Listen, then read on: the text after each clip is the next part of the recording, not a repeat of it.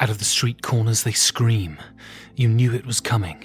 You've been waiting for this for months. Rumour hardened into fear and now they scream at you. The sirens, their hysterical wail tearing through the white noise of the city. And you run.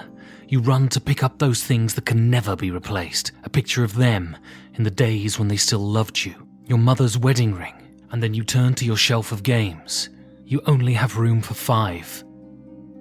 5 games for Doomsday. 5 Games for Doomsday is a show in which board game personalities are thrust into a cabin in the woods to outrun an oncoming disaster, but can only take 5 of their games with them. But which will they choose? My guest this week is a veteran of the gaming industry, and in his partnership with Senfeng Lim has designed a mountain of games. He's also a publisher through Off the Page Games and an industry advisor and teacher at the Vancouver Film School. My guest this week is Jay Cormier. Jay, welcome to the cabin. Woo! That's me being excited. That is the most excited I've ever heard anybody. Woo! So my first question is, how difficult was it for you to choose the 5 games to take to the cabin? It wasn't super difficult. I mean, I had to look around, and one of my problems with choosing the 5 is that I am a bit of a cult of the new type of a person. So I'm like, oh, let's check this new game. I'm like, well, no, I mean, I don't know if that'll stand the test of time or not. So I had to choose. I had to go bit deeper and get some classics, if you will. And what was the criteria? Was it pure utility, or is there an element of nostalgia thrown in? No nostalgia. It was more about utility and the variability, so that there's some replay, and because I'm only going to be playing these 5 games for a long time, and also the scalability for player count. And are you a nostalgic person, or are you someone who ruthlessly looks to the future? Equal, both, because I love me all the 80s. I love the 80s. Everything in the 80s was awesome. Everything. No, that's not true. But all the good times that I had were in the 80s and the 90s, and now I'm having good times all the time. But yes, And so what is your attitude to your games? I mean, if they were to go up in a conflagration, how would you feel? Are you attached to material things, or are you very sort of Marie Kondo? No. If you could see a video right now, it's definitely, there are things. I have a lot of things. I enjoy things. I'm surrounded by things. I don't have anywhere to put my things, but things are fun. And do you ever feel... I have these moments sometimes in life where I sort of look around my room and I feel the incredible weight of all of the sort of stuff I've accumulated. Do you ever feel that? Are you someone who revels in holding? Revels. And I look and I'm like, well, there's a hole right there. I could fit something more right there. and your game collection, is it gigantic? I do try to kind of curtail it, but it is impossible to. There's always so many new, fun, cool games that are coming out. I'm like, well, I got to try that one. But it's, I don't know, maybe around 300 games. So let's go back to the beginning then. So where did you grow up, and to what extent do you think that shaped the person you are today? Yeah, I grew up in Ontario, Kitchener, Ontario, and I think games was always a part of me growing up.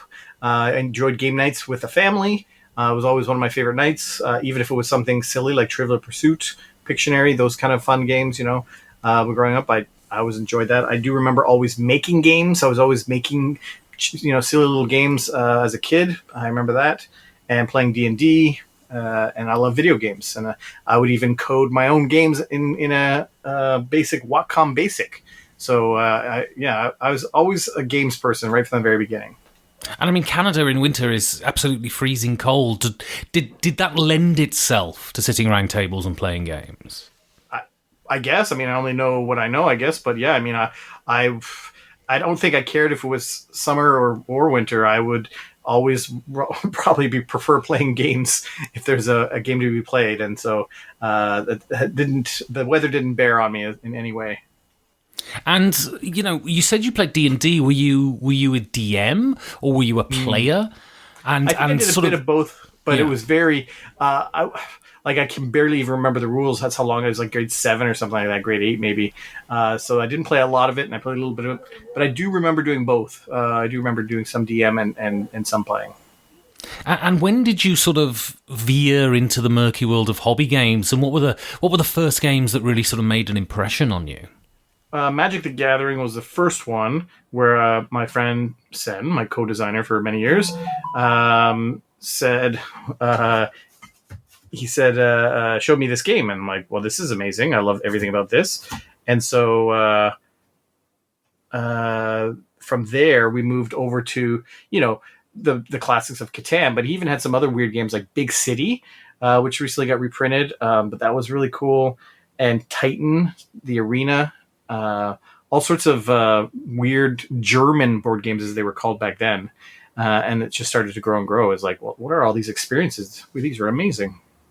And so, you and Sen are kind of inseparable within the gaming world. How did you meet initially? University, yeah, just friends of friends. And then his story is, I don't fully remember this, but I 100% believe it. There was a party at my residence, and he came over to visit my neighbor of mine that he was friends with. And I saw him, and my first words to him was, "Hey, do you want to see my Amiga?" Which is an old type of computer back in the day. And he's like, yes, I do. And I showed him my Amiga, and apparently we became friends. And so so you'll have to forgive me here, because whenever I think of Canada, I can't help but think about your bigger cousin over the border. So what is the Canadian gaming scene like, and how does it differ from the American one, if it does? Yeah, I mean, I'm not entirely sure of the differences. I'm familiar with the Canadian game design scene, and we have our own group of designers, and we have a group called the Game Artisans of Canada that I'm affiliated with, and we have chapters across Canada that and we kind of mentor people in through that program. It's taken a bit of a backseat during the pandemic because we're not doing any live meetups and whatnot, but we're still meeting online every week to play test each other's games. But I don't know how to compare it to the States because I don't know what they're doing or how it works down there. And is there a sort of, in the Canadian gaming scene amongst players, is there a sort of dominant style of game, or do people play right across the board? I imagine they play right across the board. I only know the types of games I play with my friends because I don't really pay attention to it. But I see all the games. Like I'm pretty sure it's very similar. I can't imagine it's. Someone would have to have a knowledge of both sides to really kind of go, you know what? I noticed this over here is a bit different. But I mean, there's huge Magic the Gathering clubs that play tournaments and all this kind of stuff, and then there's the big Warhammer type people, and there's the Euro gamers, and all in between. So I don't have any more insight as far as if there's any differences or similarities. And Canadians are famous for being very nice. Does that make playing competitive games a slightly less stressful proposition?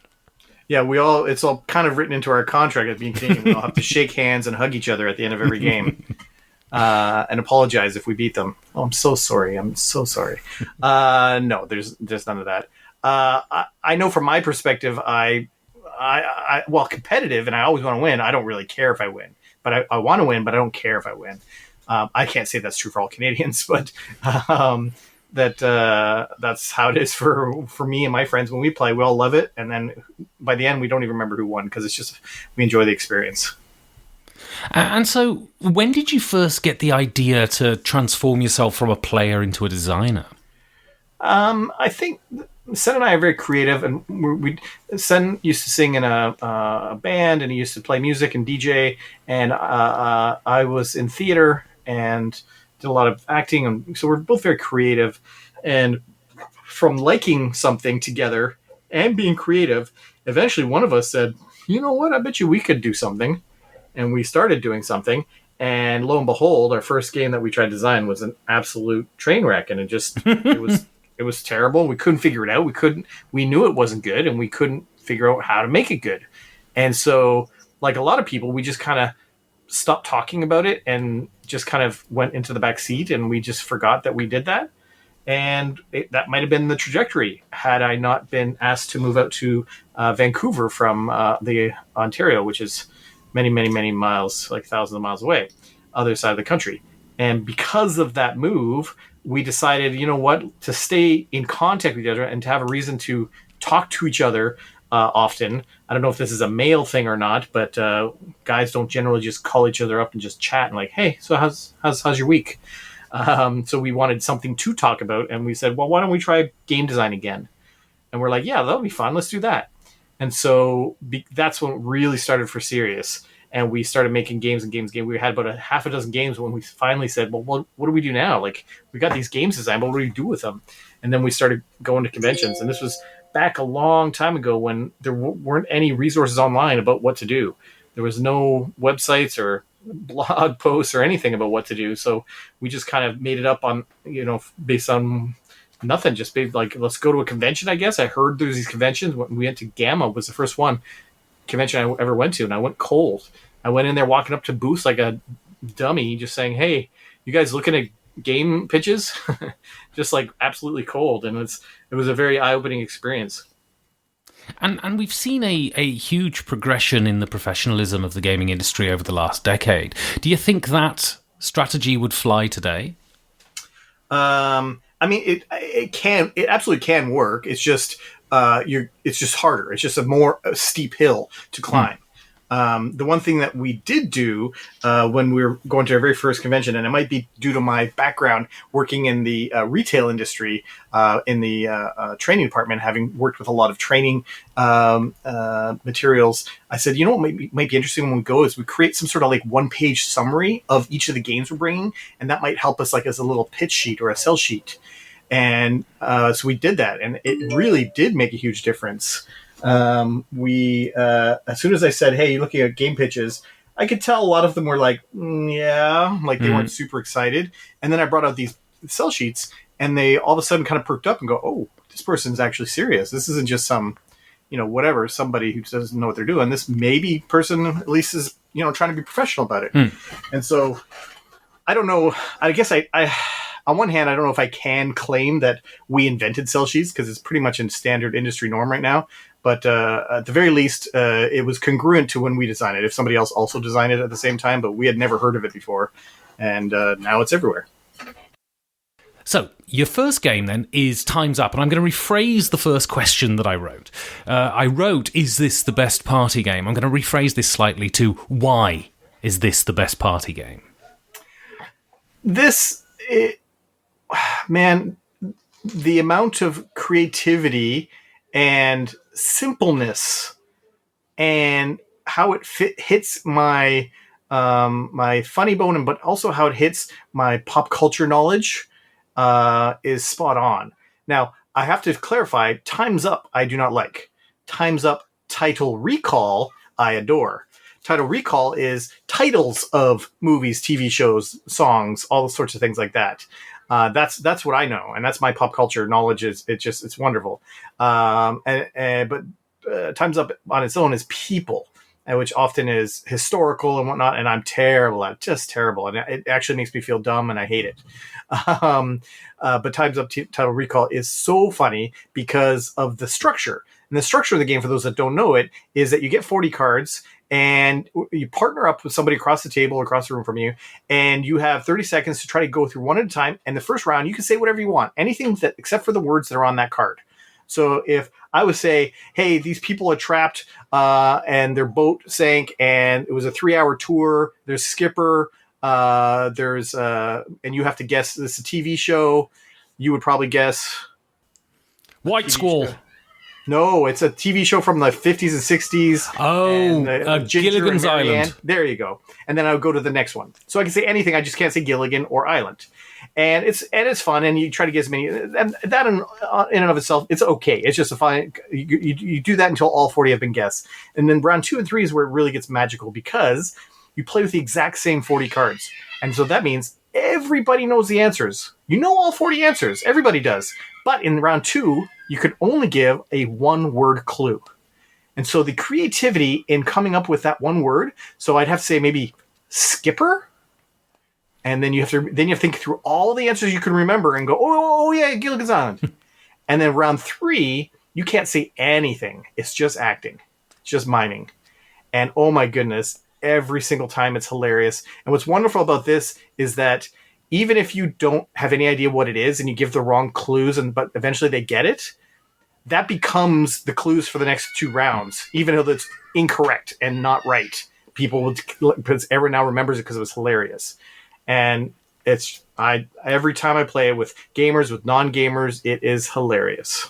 And why is that? Why does this game appeal? Because every time I've played it, it's never been a failure. It's always been not just a success, but the highlight of the gaming weekend or whatever. Why do you think it appeals to such a broad swathe of people? Because it's, especially for me, the Total Recall, even though there are some hard ones in there where it's like the name of an art piece or something, I'm like, I don't know the name of that, or the name of a song that you never heard of, those ones can get hard. But generally speaking, you know it. Especially around 2 and 3, you 100% know it. At the very least, you 100% know it. And so then the knowledge part gone, round 2 and 3 where it shines, where it's about the creativity. How can I get somebody to guess this with one word? What is the word I'm going to say?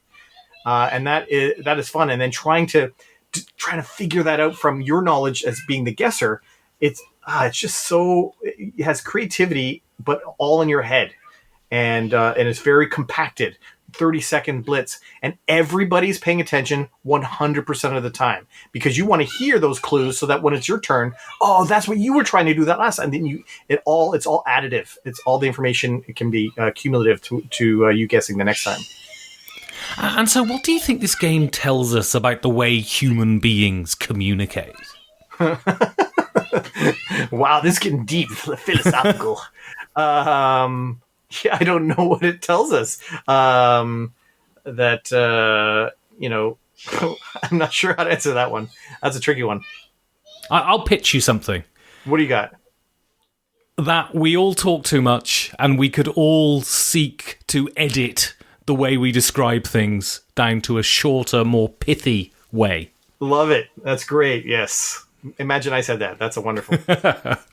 So I want to go on now to more broadly about your design work. So firstly, can you tell me who or what the Bamboozle Brothers are? So funny.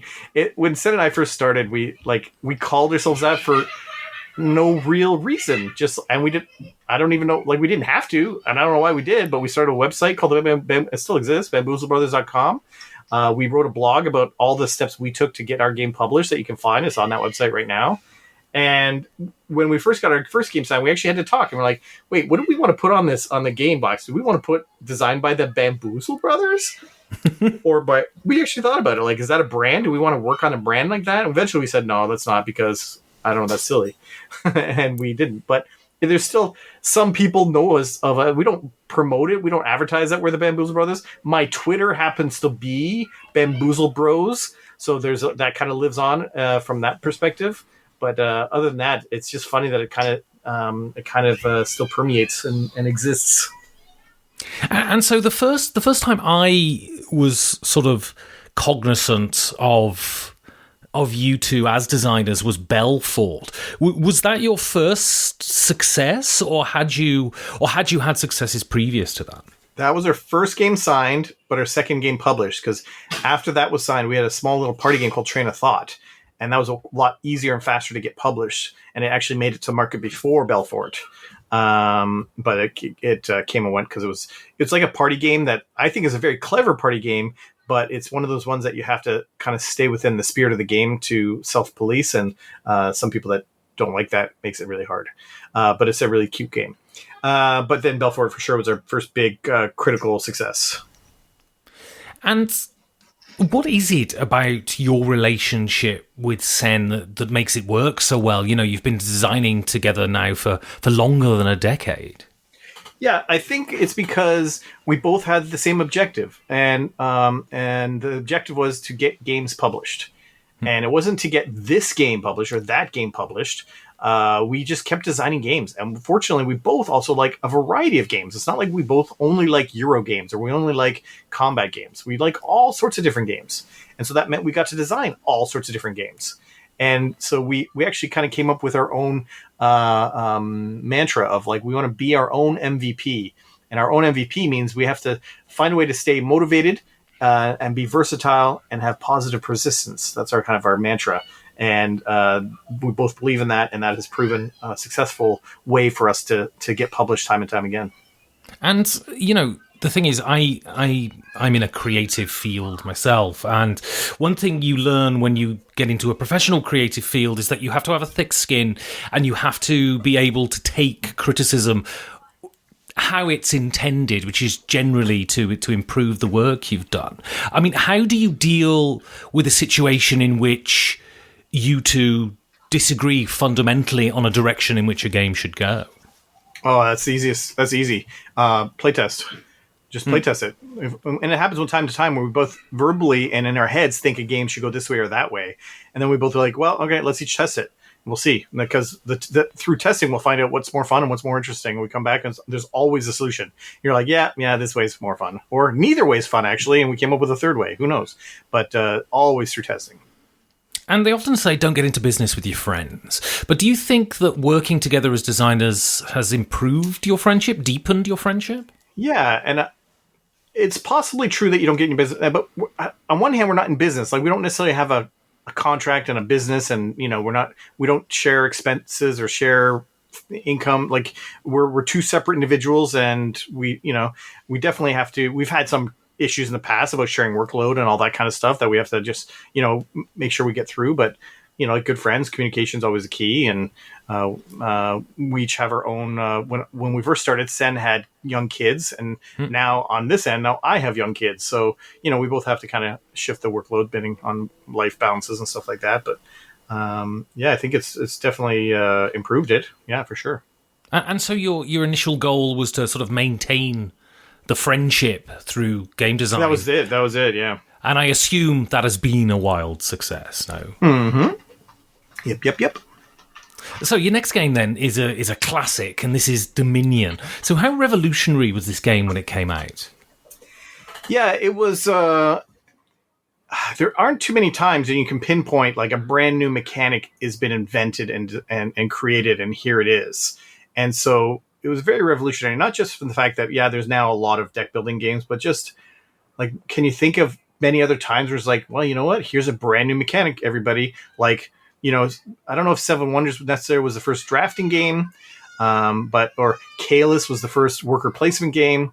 But every time that comes out, you're like, this is a new way of interacting with board games. This is really, really fun, really, really cool. And so I know it came from the concept of Magic the Gathering and building your deck in advance of playing the game. So that what Dawn of Akrotiri did by putting the cards, making that part of the game, that's what's really appealing. And I sense in the list of games you sent me, I sense there was some aspect of gaming the system here, because you did stipulate that you were bringing all of the expansions with you. I mean, is the game essentially infinitely replayable at this point?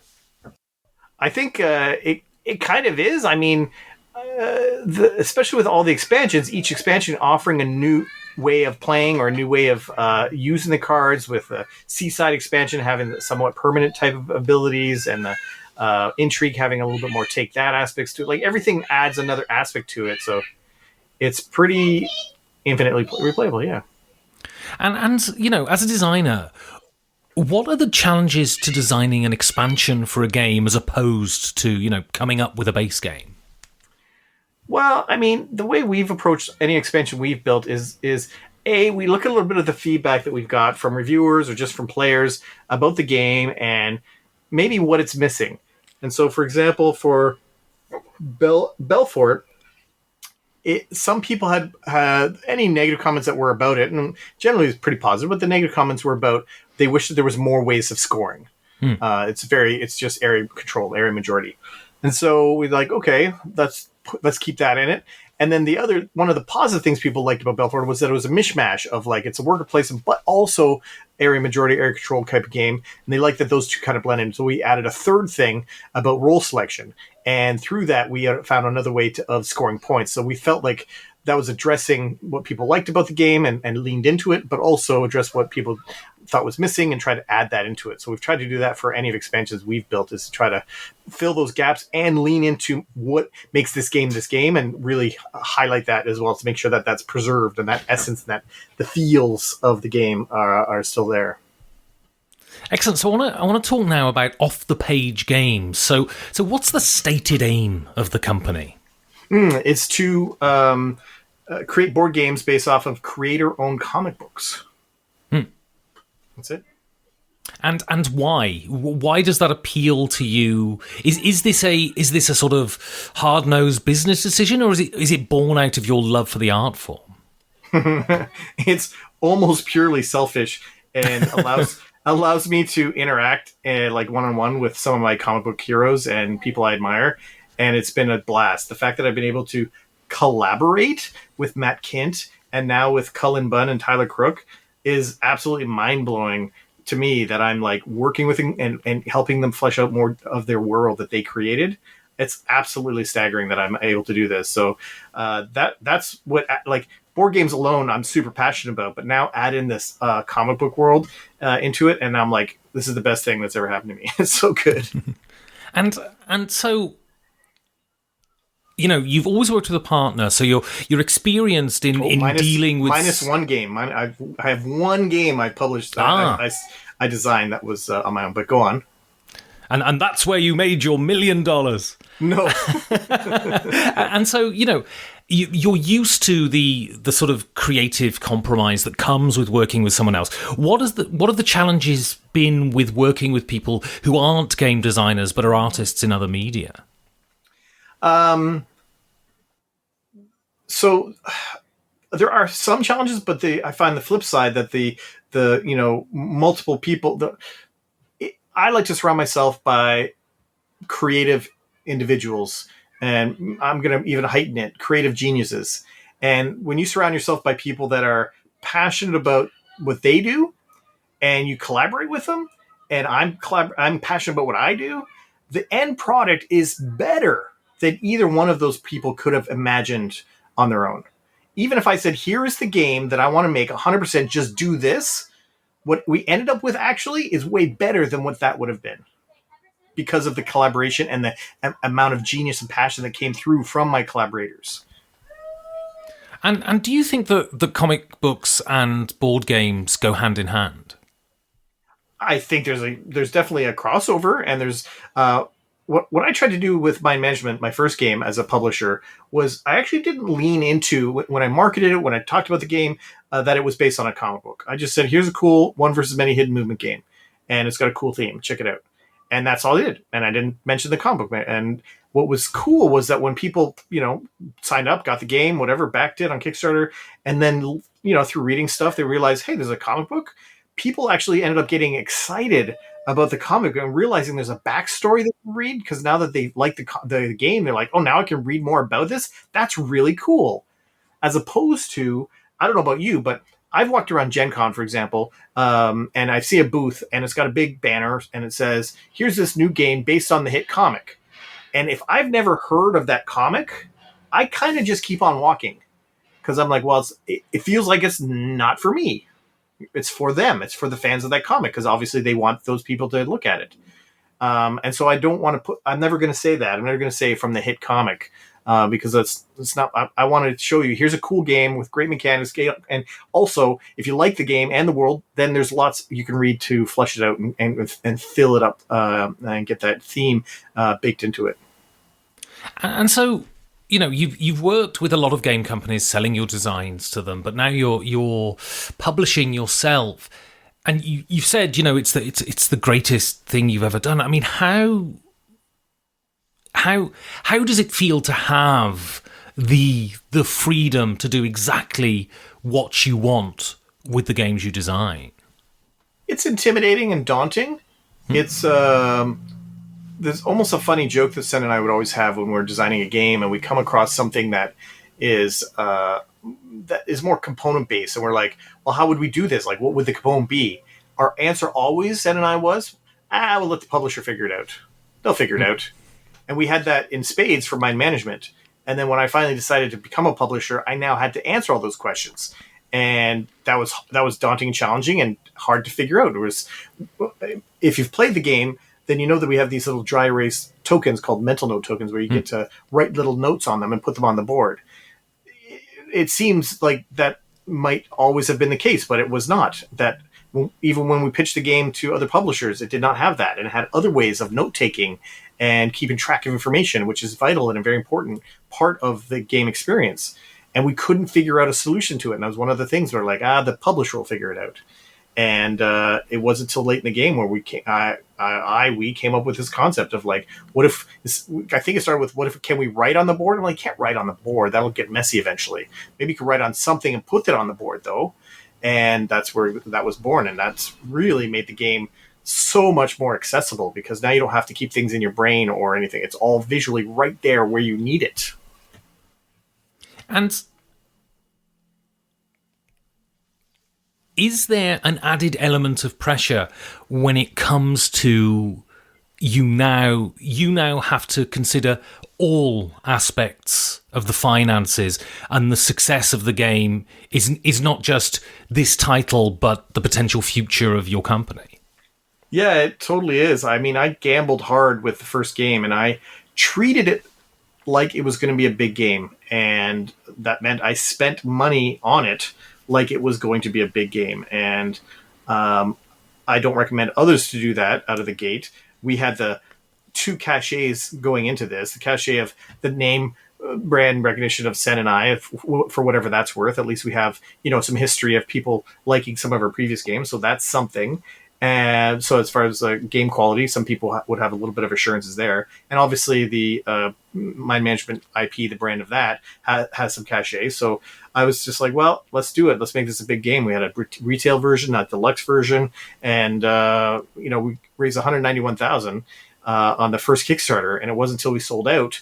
And then as soon as we sold out, literally within the day of it selling out, the Shut Up, Sit Down review was posted.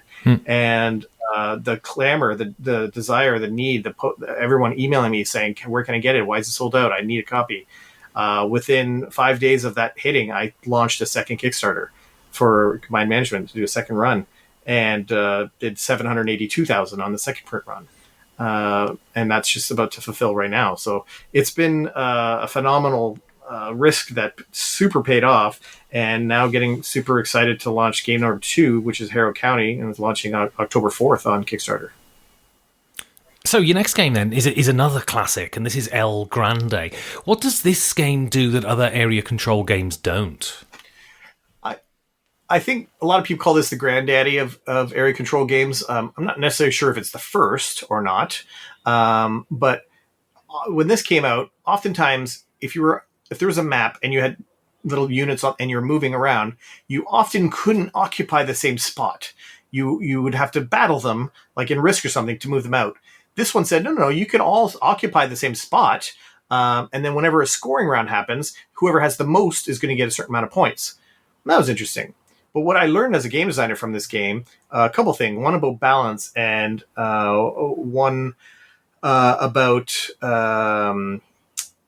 restrictions. And the restrictions one is that they could have just said, you can place your units wherever you want every turn. Place wherever you want. No, they added a restriction. You could only place in regions adjacent to where the king is. And that makes it interesting, because that makes the king vital. And that makes eventually, like, I got to move this king because I need to get over here somehow. And so that becomes very interesting. And the thing about balance is every turn you're playing a card, and the higher, I can't remember exactly the numbers now, I'll just make it up, but I think it's something like the higher the number you play, the sooner you go, like the more first you go. But it gives you less units to populate the board. If you need a lot of units, then you play a low number, you get a lot of units on the board, but you're going to go later in turn order. And sometimes that's fine, and sometimes it's not fine, and it's really interesting. So I think that's what it does as far as adding restriction, but also figuring out a really cool balance where you only have a certain number of cards. You don't get them back, so you have to play. And you can see, that person's already played his highest card. So there's a lot of things that play in this game. And then it has this little tower that you secretly add cubes into, and then they can not randomly, you assign it actually to a specific region, all your cubes from this tower at the end before a scoring round. So that really adds a lot of uncertainty to the game. It's really good. And I chose specifically the big box game because it comes with some more expansions just to add that replayability and add some more variability to it. And, this is a game that is contentious. It has a lot of player interaction, and yet it feels very much like a Euro game. How does it do that? Well, because it is a Euro game, there is no one versus one direct combat. I'm not killing you. I'm not attacking you, and you're taking yours off. I am coming into your zone and now outnumbering you, but I've taken away some of your score indirectly but I'm not doing that as a take that mechanism. I'm doing that because I am getting more score out of it. I think that's how it does it, where it's effectively just by moving your units into various regions, you can't control everything because you only have so much time. So you have to focus. You have to decide where is it worth putting up the battles and the fights. And but when I say fight, it's just for quantity of units in an area. And so, how influential has this game been for you as a designer? I mean, I think all games I've played are influential in the sense that, like, that's an interesting way to do that. But understanding that balance thing was very, very vital, and the restriction things. I think those two things really taught me a lot about game design that I'm sure has infiltrated my brain and permeated into some of my designs. So I want to go on now and talk about your role as a teacher. So how does someone approach teaching a subject that for so long has not been part of a conventional curriculum? Well, when I first got the job, there was a curriculum, there was a class, but I overhauled it entirely. I didn't entirely like it, and it was very high level, and it was all over the place. And so I actually partner with my friend Graham Yons, who I co-designed In the Hall of the Mountain King with. And him and I co-teach that. So we alternate teaching that class. And so together we've improved that it's only a 7-week class, 21 hours total. And we've been able to find a more of a flow with the assignments, and then ultimately they have to create their own board game at the end of this. And this is for a Vancouver Film School where the students are in a video game design program, and they learn the iterative aspect of design. They learn game mechanics and concepts and balance and all this kind of stuff in our class, because the rest of their classes are all about technical stuff like programming and lighting and physics, all that kind of stuff that they're going to need to know. So this is the only class that they learn about actual game design. So it's been wonderful. And then I taught also for a year at Langara College, where they had a 15-week program. So I really got to expand it. And now I'm doing my own thing as part of the Fail Faster brand, which I'm not sure if you're familiar with the Fail Faster playtesting journal I designed for designers. I'm expanding that brand, and I've got a Fail Faster online design course.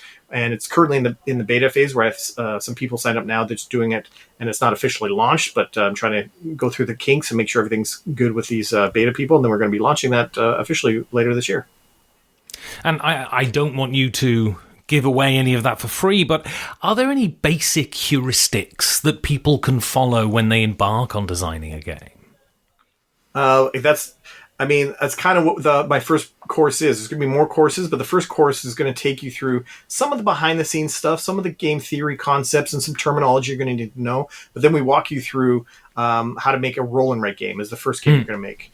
And then the advanced course, which I'm designing now, will allow you to create any game and walk you through a deeper dive in understanding how to use feedback loops or the uncertainty or types of decisions and more and more and more, all the kind of deeper tools that you need to have as a designer. But there's no simple heuristic, no simple like, oh, here's a little rhyme that you can say that'll help you design a perfect game every time.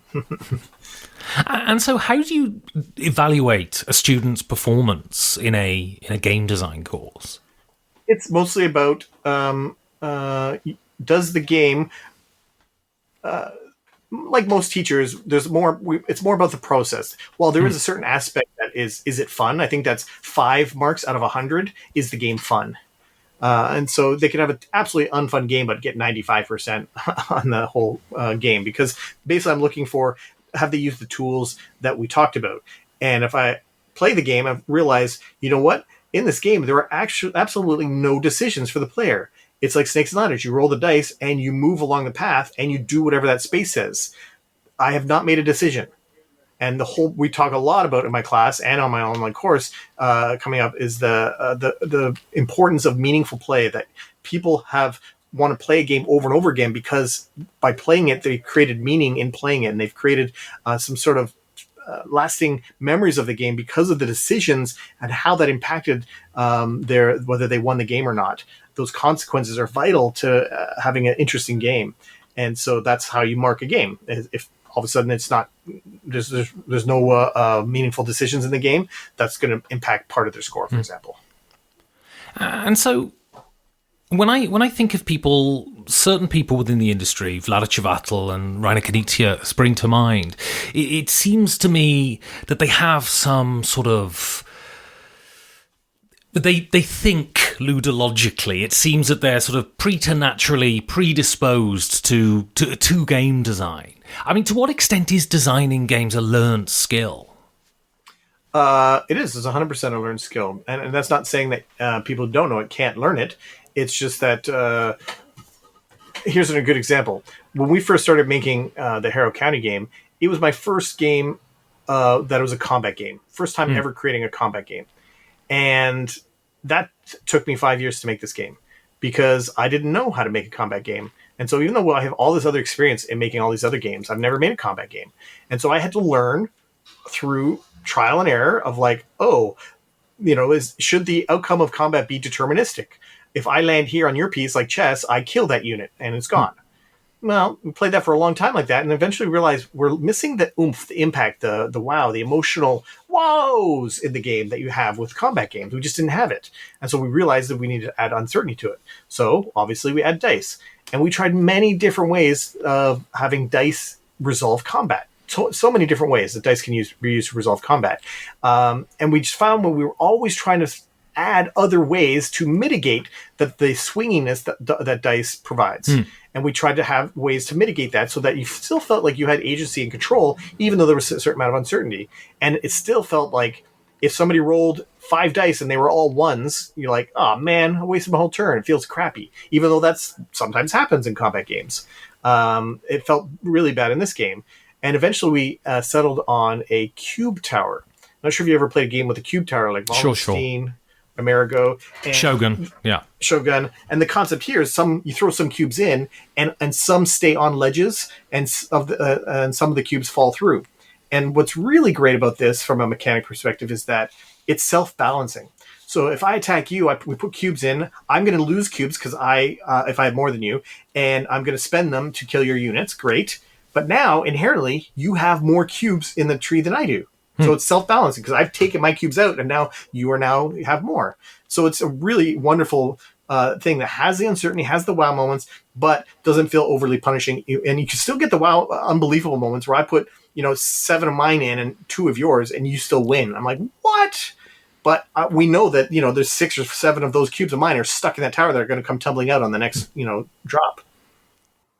So I went to drama school, and when I was at drama school, most of the teachers were professionals within the industry, directors or actors. And so the idea was, of course, that, they would give us an impression of what working in the real world was like. Do you think that's paramount for a teacher of game design to be a professional working in the industry? Yeah, 100%. It's pretty much mandatory. I can't imagine... While you could teach the theoretical aspects of game design, that part's fine. The real world experience of actually designing games and having games published and knowing what publishers want and what works, I think it's absolutely mandatory. I can't imagine you giving feedback to a student's game design about what's good and what's bad about it if you have no idea from yourself what's good and what's bad about it. So your next game then is, again, another classic, but this is more of a modern classic, and this is Codename. So how does a game that's so simple feel so profound? So frustrating is what it feels. It's so frustrating. Because you look at this silly, straightforward game, and you're like, why? I could have designed something like this. This is easy. It's so easy to design board games. Look how easy it is. But man... It's just amazing. I remember playing this for the first time at an event called The Gathering of the Friends. It was so you were at that gathering where it was first unveiled, because yes. I remember the buzz around it. And he had 2 prototypes of it, and it was just being played by everyone all the time. And it's just so fun and so revolutionary in its concept. Again, about trying to be as creative as you can with one word. And the stories you tell afterwards of like, why does this? Because of this, and that means that. Oh my God, I did not make that leap in logic. I get it.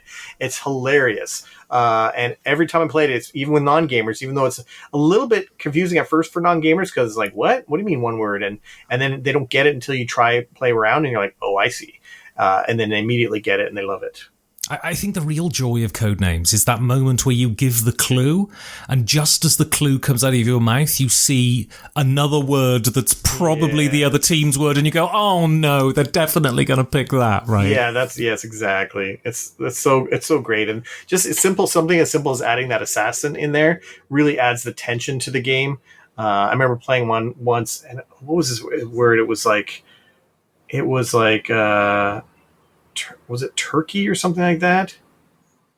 And I'm like, oh, I saw bake. I'm like, oh, you bake a turkey. And he did not see that on there, and that was the assassin word. I'm like, you bake a turkey. Of course you bake a turkey. And he's like, no, it's not what I meant. And so when this game first came out, when it was first marketed, it was marketed as a party game. And when I play it with lots of people. It's one of those games you can play with 10, 15 people even. Mm-hmm. Is it a party game, though? I know, right? Because it's so quiet. It's the quietest party game. But it's a different... when I have a party, especially a game night party, this is a great game. If you're having a party and you got beers and there's people in different various parts, it's not a party game in that sense. But if you have a game night and you invite people over, maybe start with a game of Codenames with people before they have too many beverages in them, and then if you want to dance and just kind of have fun for the rest of the night, that's the way to do it. But yeah, I think it still qualifies as a party game. But it's true, it's getting on the outside ridges of what is the definition of a party game. So I want to talk now about the future. So you've already mentioned you've got a new game from Off the Page Games. I mean, what do you have coming in the future? So from Off the Page Games, yes, we have the Harrow County. It's the game of Gothic Conflict. It's called a 1v1 asymmetric combat game with a lot of asymmetry and a lot of replayability. It's I mentioned before it has a cube tower, but the cube tower is actually built into the box. So you put the entire box on the table and you put the cubes into the top of the box and they come out the front of the box. And it's part of the tree that's very integral to the story of Harrow County. They come out the whole of the tree, which is just mind-boggling awesome for me. It's just so cool and on brand. It's great. That's that. And then as far as we have our third game signed for Off the Page Games that's in development now, but I'm not going to announce that yet because I don't want any distraction from Harrow County until that's out there. But it's awesome and it's crazy good. And we have a fourth game that we're waiting to get the rights from the IP owner. They're the ones that asked us to make a game. And so now we're just kind of working with lawyer people to see if we can finalize that. So that might be our fourth game, which is wild.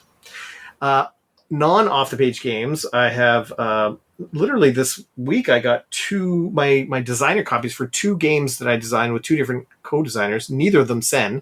And they're both drawing games, which is super weird. I have one called Partners in Crime, which I designed with Shad, who also co-designed the Harrow County game with me. And that's a game in which you get a word, and everybody at the table gets a word, and everybody draws something, and then everyone reveals it. And you may or may not have a partner who had the same word as you at the table. And you have to figure out who your partner is if you have one. And you have to figure out if anybody else has partners. And everyone makes guesses about who's partnered and who's not. And if everyone guesses your partners, you get no points.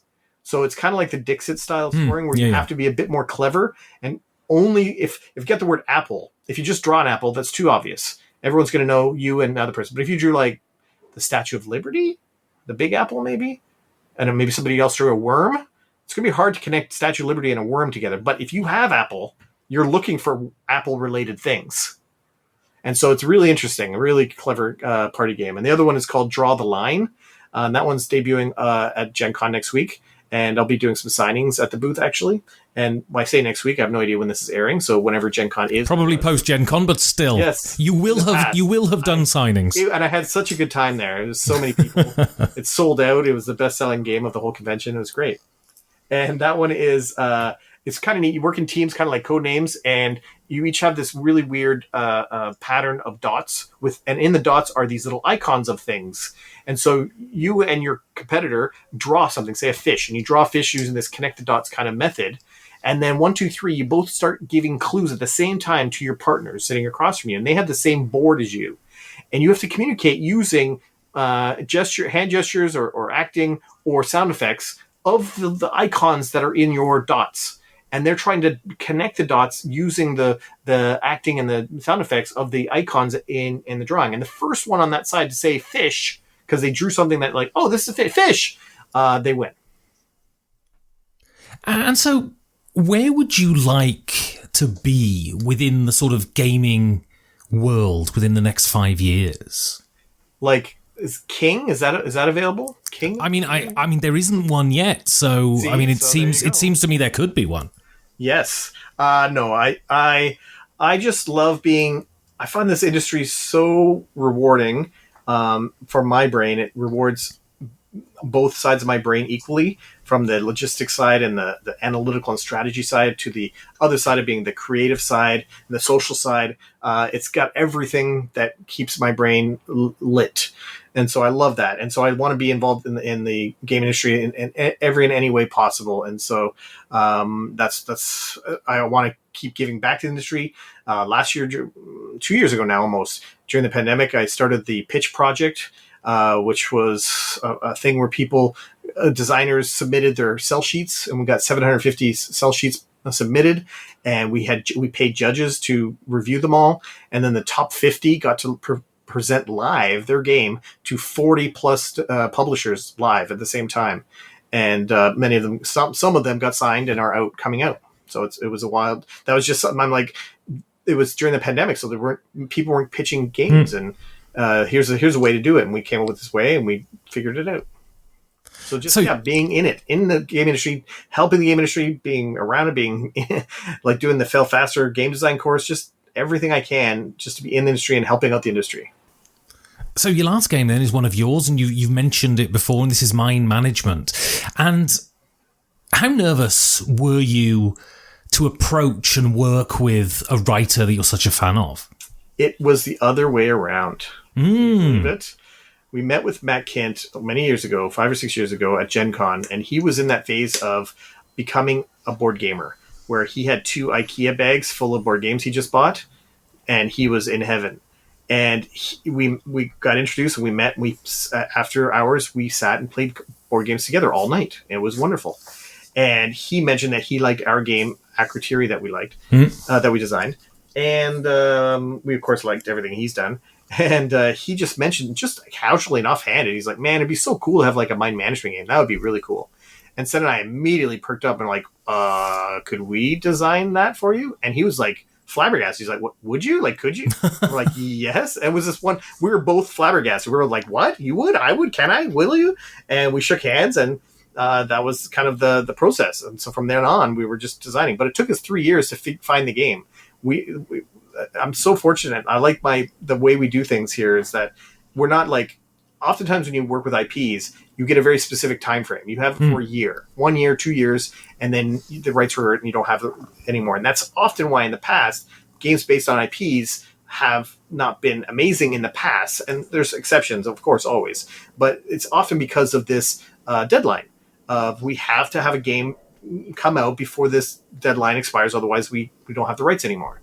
And so they just have a deadline when the game's coming out, regardless if it's good or not, because we have to. So I don't have anything like that. It's just like, yeah, we're just going to figure out the game and then we'll do it. And so that's I think a big reason why the game was a success is that we allowed ourselves the time to figure out what game is going to give us the feels. And we had about 5 totally different, 100% different prototypes for mind management, 5 from scratch. And none of them felt like you were in mind management until we came up with the hidden movement, one versus many type of concept. And that was all of a sudden, this feels like you've got psychic powers and you're manipulating people's minds and tricking them. It's awesome. And so did he contribute new art to the game? And if so, how cool was that? It's 100% all new art, 100% all new art. Maybe there's a repurpose of something here or there, but it's like, it's all new art. And was that flabbergasting? Was that amazing? Yes. And well, here's a good story for that. Is that so he shows us the cover, but he gives us some sketches. And I'm like, oh, I like this, and we like that. Okay, let's go with this one. And then that was great. and we see the cover and we're like, oh my God, it's the best thing ever. I love it so much. And then we do the board, and the board has some functionality aspects to it where if you've ever seen the game, there's 2 features on every single square on this grid. And it's very important visually that those pop, that you can really see them kind of, but just by looking at the board, you can see all instances of the bookstore, for example. And so his first version of the game board was not good. And I was having a little crisis internally because I'm like, how do I go to this guy that I literally have 2 pieces of his artwork hanging in my office right now as I'm talking, and had that before I met him here. Right. So I like him that much. And I'm like, how do you tell your hero, this idol of yours that you love, I don't like it? And so I'm trying to dance around. I'm like, so this part's good. I like this. This other one, like, I'm trying to figure, and I'm wording it, and he kind of cuts me off. He said, as I'm struggling to say what I'm trying to say, and he cuts me off. And he goes, yeah, I don't like it either. I'm like, oh. He goes, I can't figure it out. For him, he's gone on record saying that this board was the hardest thing he's ever had to do. Make something look interesting, but have the functionality that's necessary to make gameplay. He goes, it was so hard. And some people have expressed that they don't like the board because it's so blah. It's like this brown tan board. It just looks pretty blah. But to me, I think it's a masterpiece, and I love it so much because it's perfectly. You need it to be exactly what it is to make it a functional game. And to what extent does your game broaden the mind management world? Yeah, I think there is at least one new character in the game that I think we invented, and he's like, wait a second, did you just invent a character for my world? I'm like, I think so. He's like, all right. But it is a bit more the other way around. It's for sure, I'll say right off the top, if you have no idea what mind management is, 100% you're going to love the game in the sense that, I guess, not 100%. There's some people, I guess, that might not like the game, but I'm just meaning that it has no bearing on you liking the game or not, whether you know the story or not, because it's a great little one versus many hidden movement game. But even Tom Vassell, when in his review, he goes, this game, if you like the source material, would bump it up one more point on a scale out of 10. That's how much more you'd like this game if you liked the comics. And he played the game, liked the game enough that he actually went out and read the entire series. So I've got one more question for you. So you're heading out of Vancouver up that winding road towards Whistler, towards the cabin, and you go around a corner, and the back door of the car flies open. 4 of the games fall out. No. Of the car, down a ravine, into the bay, and are swept away to posterity. Which game do you hope is sitting on the back seat? Oh, man. Like, on one hand, it feels like I'd have to save mind management, because it's like, it's like a child. It's like so much passion and energy is in that game. But on the other hand, I know I'll have a couple more copies back at home. So might have to save El Grande, because that's out of print and it's hard to find. Excellent. So if people want to get hold of you and they want to know what you're up to, how can they go about doing that? Yeah, it's either Off the Page Games on Twitter, Facebook, or Instagram. Fabulous. Well, Jay Cormier, thank you very much. Thank you so much. This was a really cool way of doing an interview. You can support the show in many ways. You can tell your friends. You can talk about it on social media. You can talk about it in your own blog, podcast, or video. Or you can support it directly by going to patreon.com/5G4D for a rolling donation, or for a one-off donation, hitting the PayPal link at the bottom of the website, 5gamesfordoomsday.com. It's these donations that keep the show going. Also, if you want to say something nice about the show, or if you want to say something horrible about the show, you can contact me on Twitter at 5gamesfordoomsday, or send me an email at 5gamesfordoomsday@gmail.com. And if I've managed to hot-foot it from the world full of Tories and e-scooters, bastard e-scooters, I'll see you in 2 weeks for another 5 Games for Doomsday.